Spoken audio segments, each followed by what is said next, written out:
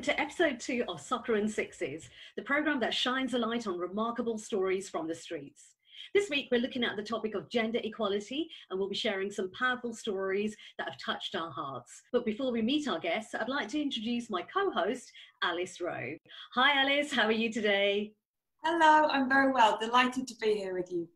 Tell me a little bit about the involvement you've had with Street Child United over the last few years. Yes, so I've been volunteering with Street Child United for quite a long time, well, since the beginning in 2010 when we were in South Africa, and then I followed them to Brazil twice, to Russia, and then most recently to Lourdes. So it's been so wonderful to watch the charity grow, particularly around gender equality and feminism. Fantastic. And Alice, tell me a little bit about the work you do around gender equality and why are you so passionate about it? Yeah, so I run Herstory, which is an initiative that uses art and culture to engage people with women's history and feminism that has been systematically left out. So as a young person, I realised that my whole education had been starved of women and non-binary people. I saw myself nowhere. So I started doing this research from women's history and I felt taller and bigger. I felt like I took up more space just knowing these women existed. And then the next logical step was to feel absolutely enraged by my school and the whole education system for letting young people down in that way. So I started running workshops in schools and cultural institutions to try and give young people this feeling before I got it. And now the project has grown quite a lot, and I'm working with brands and institutions to creatively activate women's history. So I curated the visual content for the U2 World Tour, made a film with the Gates Foundation, and most recently I've been working with a tech company to work out if there is such a thing as feminist AI. So that's what I do. How are Street Child United addressing this really important issue of gender equality in the work they do? When I think about women and girls being included in Street Child World Cup, I feel so proud that that word included is kind of redundant because it's not about this kind of niche, this add-on, let's get the girls in. The work that Street Child United are doing centres women and girls. And that's in practical ways, like making sure there's women to officiate matches, making sure there's the same amount of girls and boys teams, making sure there's actually more female young leaders than male. And so I feel like they are centering women and girls at the heart of what they do in an ongoing way and in the actual matches. And you've got to do both of those things. Are there any standout moments or maybe something you remember where you could really see the way that Street Child United were delivering that really important message of gender equality being at the heart of everything they do? A powerful highlight that was kind of quite high profile was in the opening ceremony when we were at Russia. And all the teams were on the pitch and all us volunteers were in the stands. And there were many, many men in suits from Russia and diplomats and sports people all around. And the CEO of Street Child United said, I want all of the women and girls to stand up. That included us in the audience and all of the girls that were playing in teams. And he said, I want to apologise to you on behalf of all of the men here and all of the men in history that have prevented you from playing this beautiful game. And I want to tell you now that this game is yours. And it was quite powerful because all of the translators were translating it slowly so you could hear everyone comprehending what he'd said after each other. And then he said, please can we give them a round of applause? And all of the men clapped, all of the women and girls in the stadium. And it was a really powerful moment because it was a sign of intent, it was accepting responsibility, and it was a kind of beautiful moment for this is our future together. And I found that extremely powerful. Alice, that sounds amazing. You're an inspiration. My goodness, you've got me all fired up today, just listening to you now. So tell me, what have the highlights been for you so far? My highlight when I think about Street Child United in general is always this one story which has gone down in Street Child United history and Herstory as the Zimdonesia game, when this new country, Zimdonesia, was formed. So we were in Brazil, it was a girls' game, Zimbabwe versus Indonesia. And to be quite frank, Zimbabwe were absolutely thrashing Indonesia. It was goal after goal after goal. It was almost kind of awkward to watch. We were just all willing Indonesia to score something. And it was the second half at the very beginning, and the ball is just rolling slowly towards the goal. and the Zimbabwean goalie just moves slightly out the way and it trickles in and a goal is scored for Indonesia, and everyone went crazy, just like jumping, screaming, dancing. But not just the Indonesians, the Zimbabweans were celebrating more than the Indonesians. So the whole pitch was just like dancing, screaming, clapping, and it set the precedent that after that point, every single goal that was scored, regardless of the team, was celebrated by everyone. And they were chanting, Zimdonesia, Zimdonesia. And for me, they were just showing what sportsmanship, sportswomanship is about. It wasn't about kind of anti-competition or trying to kind of create a new way of playing. It was about being role models in care and empathy and the joy of sport. And I tell you, it influenced the boys' game, influenced the girls' game, all future games. It was about, we are bigger than this one individual country team. We're a team of street-connected young people who are going out there and celebrating for each other. And that was the girls' team that were championing that. And I felt proud to be a woman that day. And I felt so proud of those young women. Alice, I love this Indonesia story, so thank you so much for sharing that. Now, we've got a real international feel to the show today, so let's meet our first guest. I've been very lucky to see our next guest in action many times. When Drika is on the pitch or even just in the room, I love to watch the other young people around her, young people of all genders who look up to Drika, because she has that magnetic power and grit that is inspiring and is a privilege to be around. So I am so delighted and lucky to be joined all the way from Brazil by Drika. Hello, Drika. Hi. We are so happy to have you here.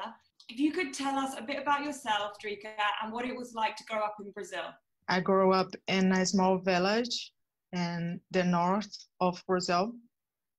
I have a difficult life because we are very poor. Doesn't matter if I don't have like much things that the other kids have, like toys or things that kids should have. But I have love from my grandparents and I'm happy. So when my grandparents died, I had to move to Rio to live with my mom. So I was 13 years old on that. And the life becomes difficult, more difficult, because Rio is very dangerous and I never faced things like guns or violence in my life. When did you first become interested in football, Drika? I always say that I started to play when I was in my mom's belly because I was an exciting girl. So, but I started when I was 7 years old in the same village that I born. Mm-hmm. And then I keep on playing. I try to be a professional player, but it is difficult here because we don't have the same opportunity as men have. Yeah, I love football, and I'm sure football is such an amazing platform for connecting people. Drika, tell me, how did you actually get involved with Street Child United? I got involved in a social project in Complexo da Penha, and they make a team to participate in the Street Child World Cup. I was part of the team who represented Brazil girls. And after that, I became a coach and I participated also in the Street Child Games here in Rio as a team leader, and in the Cup in Russia as a young leader. So when I think of you, Drika, I think of you as the captain of Brazil. And I wonder, how did that feel when you were captain of Brazil at the Street Child World Cup? Being part of Street Child World Cup was something that I don't have a word like to explain how amazing it was. I don't expect that what is waiting for me, like love, family, and friendship. I feel love in the first time when I saw the others. Doesn't matter if we don't speak the same language, but the connection that we make, no one can explain. You talk about that connection with the other street connected young people. And I wonder, as a young leader, what sort of responsibility do you feel to those other young people, particularly young women? It is a big responsibility because, you know, you are the voices for all the street kids, like who faces bad situation or who live on the street. You are the voice for them. You are the platform for them to be helped. I am so proud to be the voices, and yeah, so proud to be a girl and to be the voices. Could you tell us a bit about the safe space pitch that was built by Street Child United and what it's done for the young people in your area? Yeah, the safe space, it is in Complexo da Penha, the community that I work on. It is one of the most big communities here, and it's very dangerous, of course. And it is a pitch. It is a safe place to play because when the kids are there, they playing, they are happy, they are making friends, and they aren't on the street, like to making bad things or, you know, seeing bad things. And what difference has it made to girls specifically having that safe space? It is a platform for them to play football, like with boys, because we have boys and girls, and not be bullying, not be like, not listen bad things comes for the others, because when they are in the safe place, they play with the boys and they respect them because they are good players and they are their friends.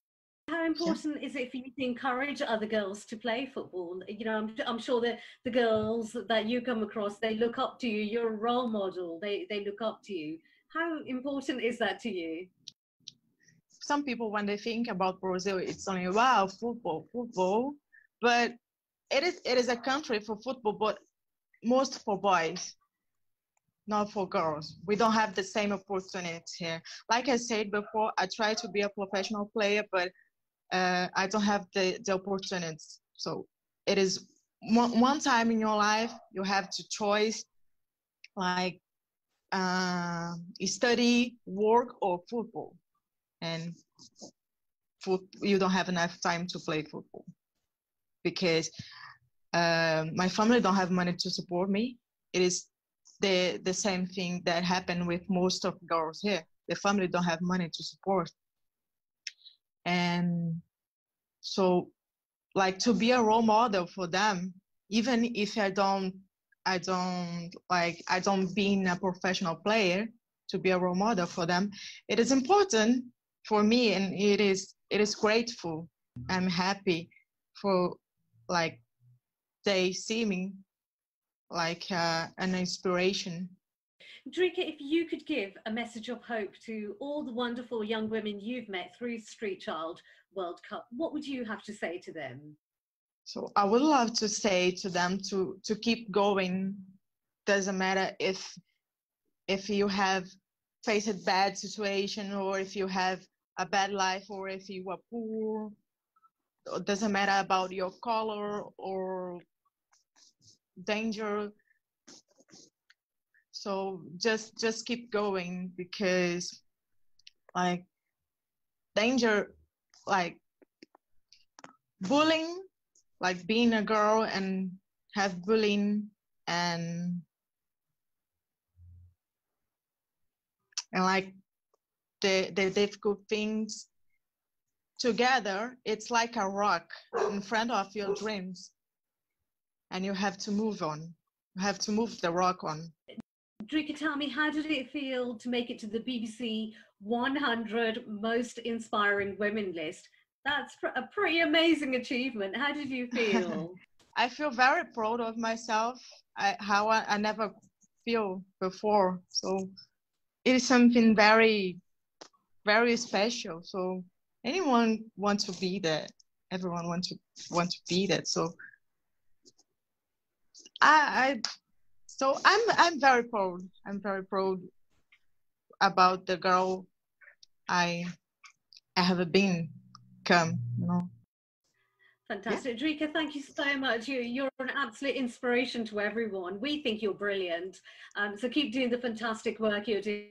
And we want other young women to look at you, to see what you've achieved, and just think, you know, if you can do it, then they can do it too. It's all possible. So thank you so much for your time today. Thank you. Thanks, Drika. Thank you.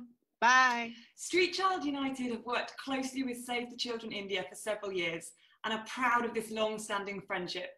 I'm delighted to welcome all-round Street Child United Shiro Pragya Vats to tell us a bit about the work that they're currently doing. Hi Alice, so nice to see you. And I will just take off from where you left. Actually, it's a friendship, you know, like that binds the organization together. The friendship, the passion, the vision for street connected children. More than ever, we feel the issues impacting children who live on the streets and who work on the streets is going to assume a much bigger and significant challenge for their lives. In terms of your work with Save the Children India, what campaigns have you been working on that are specifically focused on women and girls? But specifically, we ran this campaign last year, which was called Light Up Her Life. And why Light Up Her Life? Because we literally were talking about lighting up spaces which make women and girls feel unsafe. In 2018, Save the Children had brought out a report called World of India's Girls. And it was a very unique study because it talked about the perception of safety for girls in public spaces, which is often ignored. And we are navigating the public spaces in a very distinct way that men and boys don't. And hence it has its own challenge. And it was just, of course, a truism which was well established for research as well, which said that 1 out of 3, 1/3 of India's women and girls feel the fear of sexual assault and violence in public spaces. And 6 out of 10 of these girls felt that fear when they were venturing into the dark, unlit spaces or dark alleys where there were no lights. And hence we wanted to really kind of say it as was, that light up a life, which means that we need to light up these dark alleyways so women and girls feel safe. If you're feeling unsafe, you stop going to school. So girls drop out of school. They are married off early because these are all perception of safety or their unsafety, which creates this whole mesh, which further kind of creates a divide. And it's a dual divide, of course, discrimination and they being women. So it's a double sort of discrimination of sorts that deprives them or rather locks up in a way so potentials that women and girls can have and can achieve. And only if they were safe, they would be able to do so much more. They would be out there conquering the world and fulfilling their dreams. Pragya, you're doing some remarkable work out in India. I'm going to take you back now to London last year. What was your experience like at the Street Child World Cup, the Cricket World Cup in London? For me, it was coming together of people and their aspirations and dreams and diversity. When I say diversity, I mean, you saw that because we were, as observers, we saw how children came together. It was friendships. So it was coming together, I would say, of so many different things. It was magical. So Street Child United and Street Child Cricket World Cup is synonymous with so many things: friendships, dreams, aspirations, changing the world. What are your thoughts about the concept of mixed gender teams? Should cricket have mixed gender teams? Because you've had first-hand experience of working with both boys and girls, and you talked about the dynamic there. What are your thoughts? Can this be a reality? Of course, it should be. We heard it from children themselves. You know, I still remember, even though we were Team India North, and there were 2 teams from India, as you would know, and Team India South won the trophy, the coveted trophy. And when asked as to what contributed to the win, I know that when the captain of this Team India South said that had it not been for the girls, we wouldn't have won this match. And I still remember when Lucy and Sony, when they said that, you know, earlier when we would step out and we would play cricket, they would be like, girls don't play cricket. There's a usual sort of, because there's certain I would say, stereotypes, attached to what should girls do. And it kind of permeates in the behavior and the norms, and something that becomes a way of life for girls where they're not encouraged to play sports as well. But when Sony and Lucy and Anjali, when they demonstrated the leadership and the confidence, probably something changed first within their family. Then we saw that changing within their community. And I still remember when they came back from London, and they sort of went back to their homes. Their whole community was out there to welcome them, both boys and girls equally. Let's talk about the future now, Pragya. So what are the plans? What are we doing next with you with Save the Children India? Street Child Cricket World Cup is to come to India, because ICC Cricket World Cup is happening in India in 2023. We want to make India bigger than 2019. We would like to see that happening, that India becomes a catalytic force and providing a platform that becomes an inspiration for other countries. One of the things that we are really, really looking at doing together, if we can have what I started out by saying, I would also end with that. It's a dream. It's a dream that probably in our lifetime, we are able to give something to the children who are living in the streets. And it is our moral responsibility as nations, as citizens, as organizations who are working with children, and a dignified life. And that's a dream that we are all working towards. Of course, only when we dream will we see them coming true. So our dream is to see the census for street connected children. We would want to see, ideally in this lifetime, each one of them getting what they deserve as their right, they having their voice above all. So yes, we are really, really excited to be working with dreamers like John, who founded Street Child United on that mission. So it can't get better. We are really excited, and we want to strengthen these friendships as we dream ahead to 2023. Pragya, thank you so much. You are an absolute gem, honestly. I'm so excited. I'm literally counting down the days. We've got plenty of time to plot and plan and get all the great teams in place, haven't we? And yeah, really, really pleased that you took the time out to join us today. Thank you so much. Thank you so much. Thank you so much. Thank you, Pragya. From humble beginnings as a Rohingya refugee to making it to the BBC's 100 Most Inspiring Women list, Jasmine Akhtar is the force of nature that has given grassroots cricket a fresh lease of life. Jasmine, thank you so much for joining us today. Oh, my pleasure, to be honest, Matt. Jasmine, tell me, how did you get involved with Street Child United? It's a long story, to be honest. So, as you know, I'm in study. So obviously, I love studying. Like, I love to go to college and study. But then, alongside to studying, I did a bit of coaching because of what has happened in my past. And obviously, I wanted to help people. So like young children. So I was working at a youth club, like helping out, volunteering. And there was an organization called Centerpoint that has approached that youth club and telling us about all the good work that Street Child United is doing. Why is the work of Street Child United so important to you? You know, like how Street Child works with street children and, like homeless people, like help people. I feel as though that's my past, I mean, I've been through all them stuff, so I can relate more to it. So when we were at the tournament, we met so many people from all around the world. I don't know, straight after like 1 or 2 days, it got me back to that past that like I was trying to come over, because I believe past is what has made me. And to go over them past, I think makes you stronger. So like, it motivates you more. And seeing all them people, seeing all them children that came from all around the world has inspired me to be more like successful in life and do something for my community. Jasmine, did you have any interest in cricket before you found out about Street Child United? Ever since a child, I've always played football and inspired to be a football player instead of a cricket player.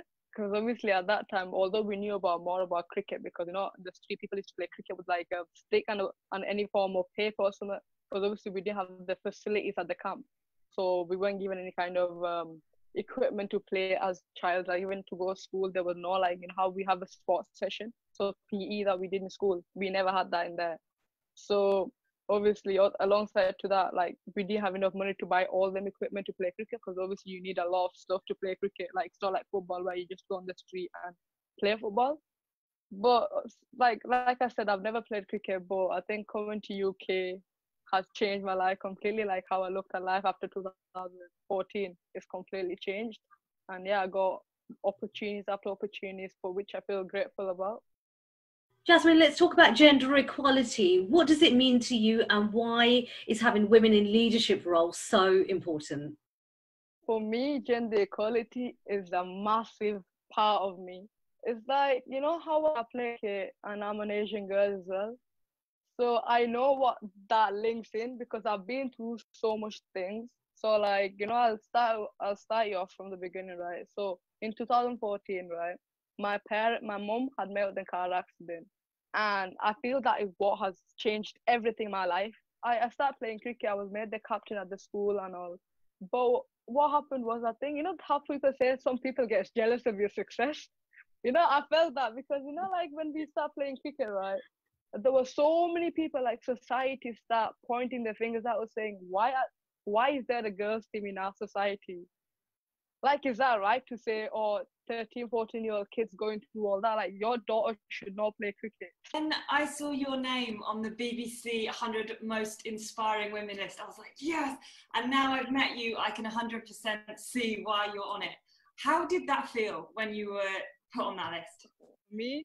I don't know. It's like, you know how they told me about it, and it just came along. I'm like, okay, just a normal thing, you know what I mean? Because I didn't know what it was. Yeah. So a few days, I think I didn't even tell family. So I know this is a bit stupid to say, but you know, they got phone calls after a few days saying congratulations. My mom were like, for what? Like, has there been an occasion or anything happened? They were like, oh, your daughter has been mentioned on the BBC's 100 Most Inspirational Women. And my mom's like, what? I mean, how did you find out? I'm like, she was like, oh, it's all over, like literally it's all over. Like even people in Bangladesh were contacting my mom saying, oh, your daughter's is such an inspiration and all. And you know what I would like to say here, like, you know how the people that rang my mom, right, they were the same people that rang my mom a few years ago saying your daughter should stop playing cricket. So, you know, for me, that moment, I think I was the happiest person on planet Earth at that time. First, I didn't care. But, you know, when my mom got phone calls saying, you know, from the same people that has said so much things to my family saying, your daughter, why is that girl playing cricket? Why are you letting your daughter play cricket? Like, she shouldn't play. There were some people saying, oh, can your daughter coach her daughters or children or do this? I mean, we'll pay her if she wants, but can she do this? And I'm just there like, Mom, this is all about luck. This is all about because of the hope that we had. Because obviously my family has gone through a lot. And that was the moment where I felt, you know what, the thing that I'm doing right now, I need to keep doing it to inspire more girls into sport. Like how you said, gender equality, what I've been through, no one should go through it. And, you know, after BBC's 100 women, after I've been listed there, I've been like invited to certain places, like, you know, I've been nominated for the best sportswoman of the year in 2019, and some other unsung heroes and all, like so many. Like I feel as it's all because of Street Child United, because, you know, Street Child United has given me the platform to put my voice across. I was at Lord's, and when you and your team walked out, it was just like tingling. Everybody was just so excited and proud to see you all there. I wonder, could you tell us a bit about how it felt that day when you walked out onto the pitch at Lord's? Obviously, first of all, I would like to say that, you know, just to walk on that pitch was like a dream come true for us. Like for them people that play cricket, they know what that moment is for them. And not everybody can go on that pitch and play. I'm a Rohingya refugee girl. I was never given opportunity to be at such platform because of who I am, because of my identity, secondly, because of I'm an Asian girl. So, you know, like how I say, you never get the opportunity to do so. And because of that, right, captain Team England and how I looked at the game had changed everything. So like it was like more like you need to be passionate about it, because you're not playing for yourself, you're playing for the full country. You need to be passionate to lead the team. Like no matter what, we do want it, but you not want to like let the team down. Because like there are so much memories that I have literally taken from there, and from there it's somehow made me the person I am right now, because after that tournament, everything had changed. So like how I looked at life, I will repeat this like every time I say it, how I looked at life, I look at it now, complete different thing. Jasmine, if you could give a message to some of the young women that you met during the Street Child World Cup, what would you have to say to them?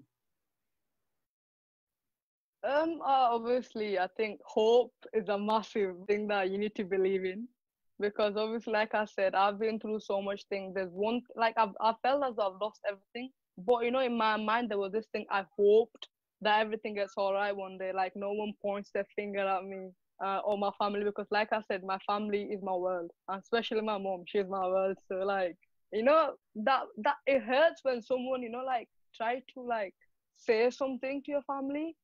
And especially when you can't take it, you know what I mean? Because you're so sensitive about family, like that's your weakness. And obviously you can't do anything. So all I'm going to say, hope is the massive part. Don't never give up, obviously. But, you know, like keep that hope in yourself, because that will make you stronger. Jasmine, thank you so much for everything you're doing to inspire other young Asian women to play cricket. Now, coming up, we've got a really special guest who's dialing in all the way from Bangladesh. And I think it'd be great for you to join the discussion with us.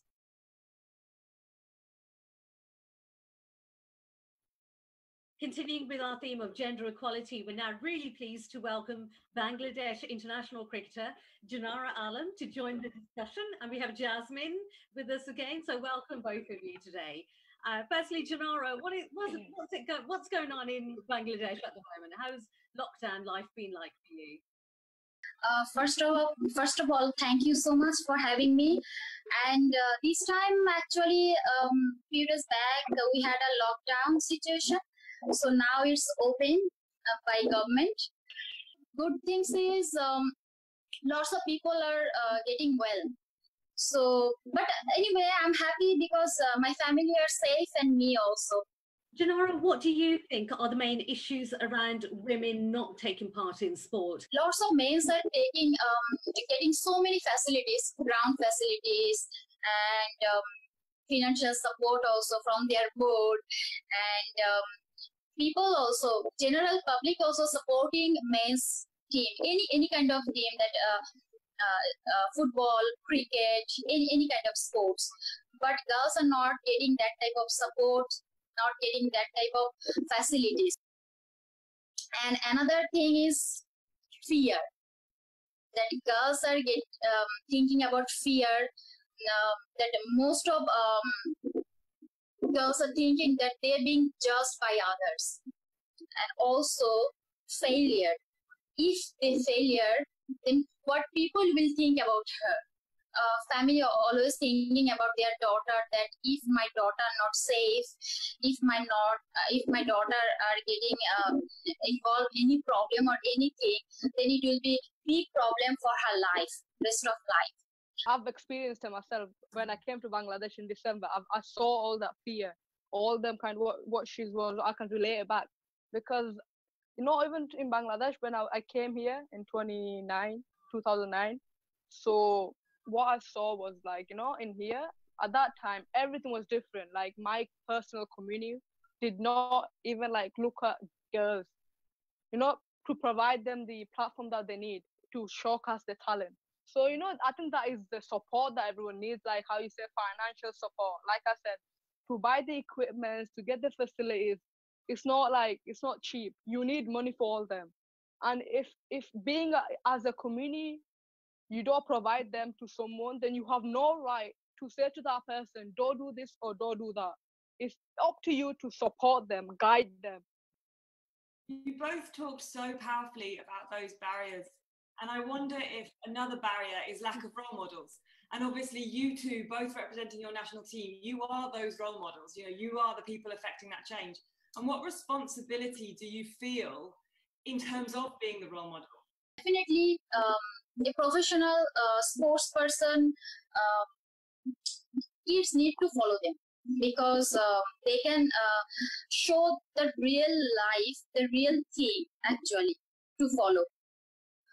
I heard that lots of younger girls are talking about me that they want to be a Janara Alam one day. So they think about me that I am their role model. Believe that we need more female role models in our country.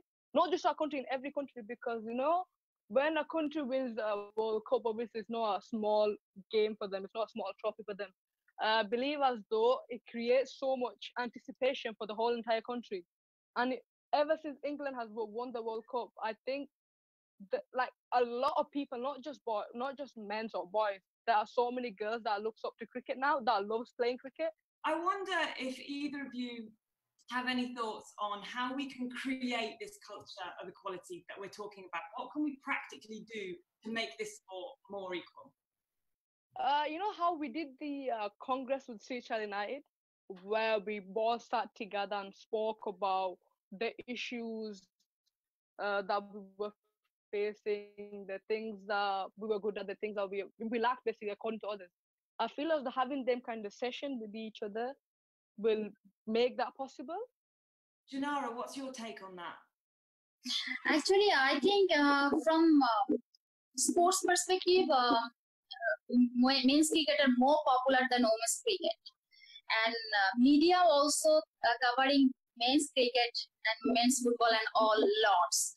So while women's cricket and women's sports are getting down, so this is the culture actually. So if we want to equal these things, then I think we have to show our caliber, and we have to show our ability first by good performances and win definitely. And besides, media can take a good step also. They can cover women's sports a lot.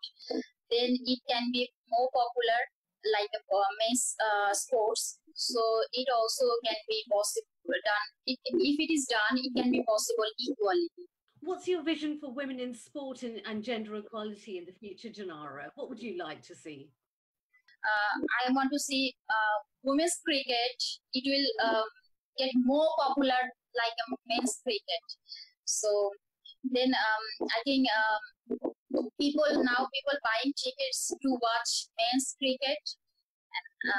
They don't like to. Most of people don't like to buy tickets and watch women's cricket. So I want that it will be changed one day and very soon. So that is my vision actually. So I just dreaming. That's it. And Jasmine, what about you? What's your vision for the future in terms of women in cricket and women in sport generally? Yeah, I mean, I strongly do believe that, you know, the numbers of girls getting into sport is increasing. Like, I can see it as well. Like, you know, how from what I was a few years ago to what I see now on the outside playing, holding the bats I have. So, you know, to this, like, you know, about 5 years ago, I did not see any Asian ladies or any, like, less ladies playing cricket on the street. So now I coach a bunch of ladies, about 40 to 50 every Saturday and Sundays. So, you know, you see that number is increasing. They're all housewives. They're not single, like, they're all housewives. They've got kids. But despite everything, they want to come out and play cricket. I believe this is beginning of something going to be really great in the future. I believe this is something that is the start of to change the perspective or something. I do think that by continuing to support girls into sport will make a huge change to this world. Absolutely. Thank you so much for your time, both of you today. Alice, I think we should set up a masterclass. So we get Janara to come over from Bangladesh. We'll get Jasmine to come down from Yorkshire and do a masterclass somewhere in the country, in the UK. And you can be the umpire, I'll be the commentator. There you go. So I'm on it. We can have an all-women commentary, production, cricket playing team and see how that goes. Thank you so much for your time today. Take care. Thank you. Alice, what a great bunch of guests we've had on this week. My goodness, how do you feel right now? I know, it was an incredible group of women. I can't believe there was only 4 of them. I feel like the amount of care and love, generosity, achievement, it was just insane. I feel completely inspired. I think it's going to be hard to follow next week. You know, we've had a Bangladesh international on, you know, representing her country. It's just been phenomenal. But next week, what we're going to do is dedicate the program to young leaders and the impact that they're making in Kenya, Pakistan, Egypt, and the Philippines. I just hope the tech works. So we'll see you next week.